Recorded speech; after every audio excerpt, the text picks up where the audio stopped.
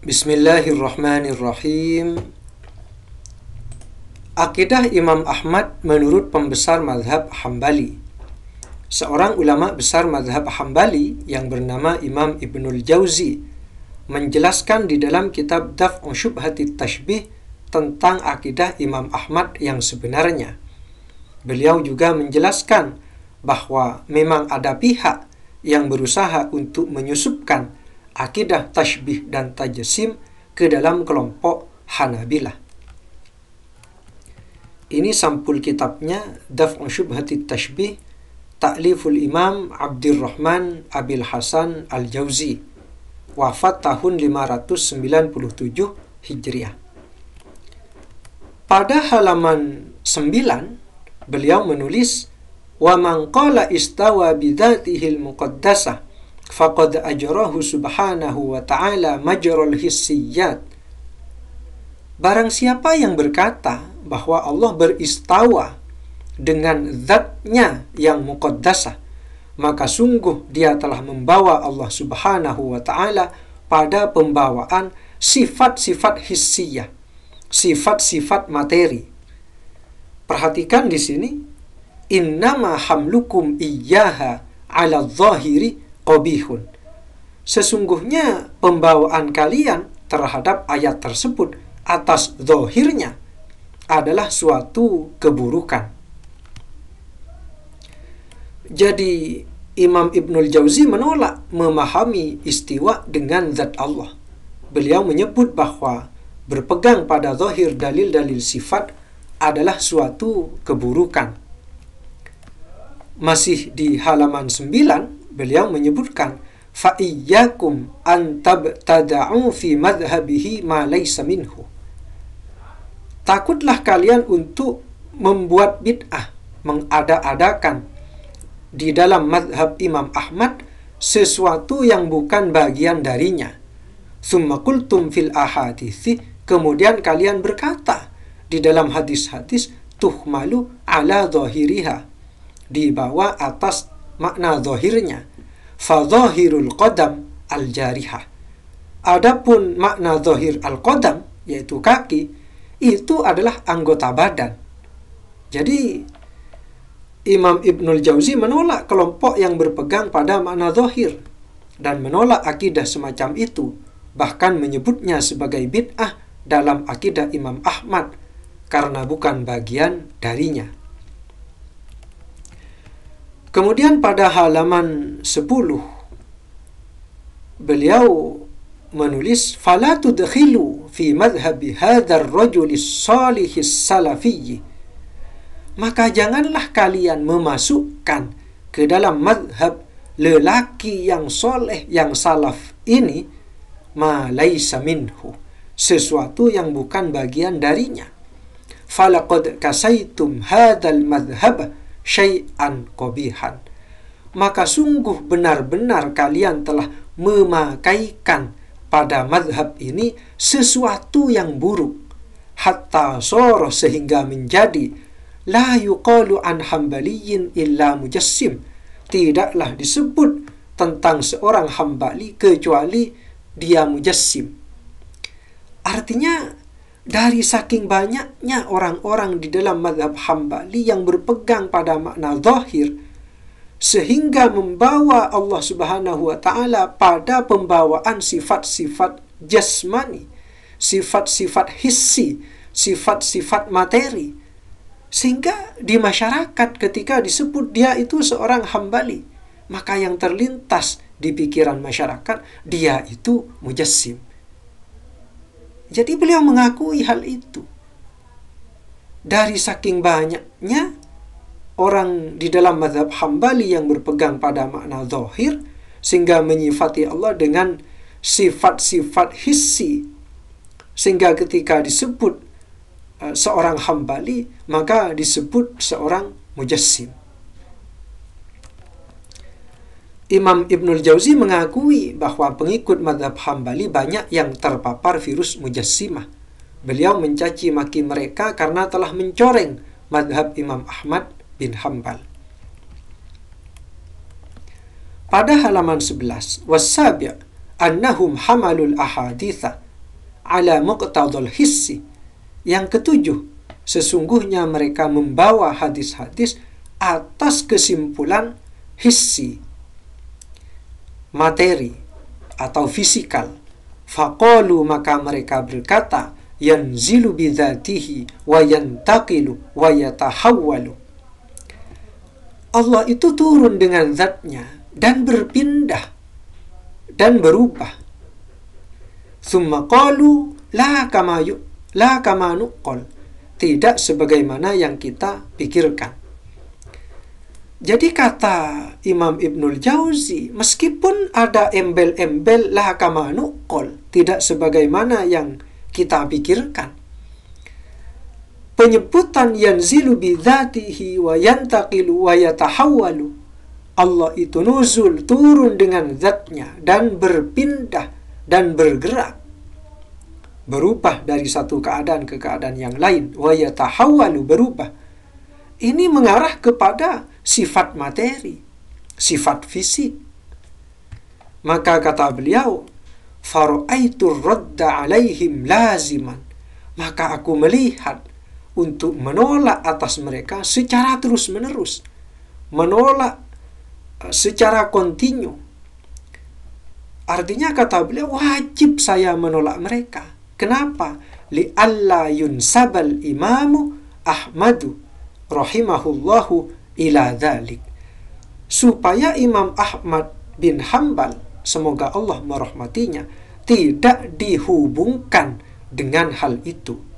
Jadi Imam Ibnul Jauzi merasa wajib untuk menolak mereka, supaya Imam Ahmad bin Hanbal itu tidak dikait-kaitkan dengan keyakinan itu.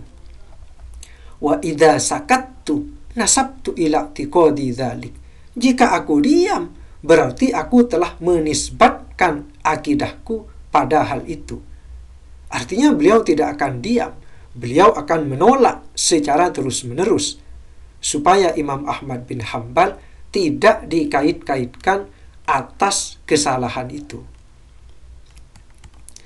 Imam Ibnul Jauzi mengajak para pengikut Imam Ahmad bin Hanbal untuk melawan secara kontinu akidah tajsim, supaya akidah buruk ini tidak disandarkan pada Imam Ahmad bin Hanbal. Jadi jika teman-teman Wahabi mengaku mengikuti akidah Imam Ahmad bin Hanbal, maka semestinya mengikuti Imam Ibnul Jauzi untuk melawan orang-orang yang meyakini bahwa Allah itu turun, dalam arti turun dari atas ke bawah, berpindah dan bergerak. Bukan justru ikut meyakini hal seperti itu. Karena kata Imam Ibnul Jauzi, pemahaman seperti itu mengarah pada menyifati Allah dengan sifat-sifat hissiyat, sifat-sifat fisikal, sifat-sifat materi. Kemudian pada halaman 60, wa'lam anna an-nasa fi akhbaris sifati ala thalathi maratiba. Ketahuilah bahwa manusia di dalam khobar-khobar sifat itu terbagi menjadi 3 tingkatan atau 3 kelompok. Ahaduha, yang pertama, imraruha ala ma ja'at min ghairi tafsirin wala ta'wilin. Yang pertama dari 3 kelompok itu, imraruha ala ma ja'at min ghairi tafsirin wala ta'wilin, yaitu melewatinya atas apa yang datang dengan tanpa tafsir dan tanpa takwil. Jadi beliau sudah menggunakan 2 istilah ini, tanpa tafsir, tanpa takwil. Jadi disebut dua-duanya oleh beliau. Karena biasanya kalau disebut bila tafsir, kadang oleh orang-orang Wahabi disebut maksudnya bukan tanpa tafsir, tapi tanpa takwil. Biasanya kan masih ngeyel begitu. Nah, di sini beliau sebut semua, tanpa tafsir, tanpa takwil. Illa antaqa darurah, kecuali memang darurat, seperti firman Allah Ta'ala, wa ja'a rabbuka, Tuhanmu telah datang. Sehingga di sini tidak imraruha ala ma ja'at min ghairi tafsirin wala ta'wilin. Tetapi disebut ai ja'a amruhu, yang semestinya makna zahirnya Tuhanmu telah datang, maka kata beliau maksudnya ja'a amruhu. Yang datang bukan Allah, yang datang adalah perintahnya. Wa hadza mazhabus salaf, dan ini adalah mazhab salaf. Jadi mentakwil Allah telah datang menjadi perintahnya telah datang adalah mazhab salaf menurut Imam Ibnul Jauzi. Kemudian perhatikan di sini, waqad takallamna fil fawqi fi qawlihi ta'ala wa huwal qahiru fawqa ibadihi. Dan sungguh kami ini ya, dan sungguh kami telah berbicara di dalam pembahasan sifat fawqah di dalam firman Allah Ta'ala, wa huwal qahiru fawqa ibadihi. Dialah yang maha memaksa di atas hamba-hambanya. Maka qala al-qadhi Abu Ya'la, Al-Qadhi Abu Ya'la berkata, al-muradu minal fawqiyati istiwa'udz dzati 'alal 'arsy. Yang dimaksud dari fawqiyah yaitu istiwanya zat atas 'arsy. Maka apa kata Imam Ibnul Jauzi? Wa hadzal kalam asluhu at-tajsim. Perkataan ini aslinya adalah tajsim. Kemudian sekarang kita masuk pada perpecahan Hanabilah menjadi 3 kelompok. Sebagaimana hal ini diterangkan oleh Imam Ibnu Rajab Al-Hambali di dalam kitab Fathul Bari juz 7 halaman 229 sampai 230. Perhatikan di sini, wa ashabuna fi hadza ala thalathi firaqin. Bisa furukin ya. Sahabat-sahabat kami yaitu ulama Hanabilah di dalam hal ini terbagi menjadi 3 kelompok. Di sini ja'a rabbuka yang dibahas. Nah, ini terbagi menjadi 3 kelompok. Cara memahaminya. Faminhum may yuthbitul maji' awal ityan wa yusarrihu bilawazimi dzalik fil makhluqat.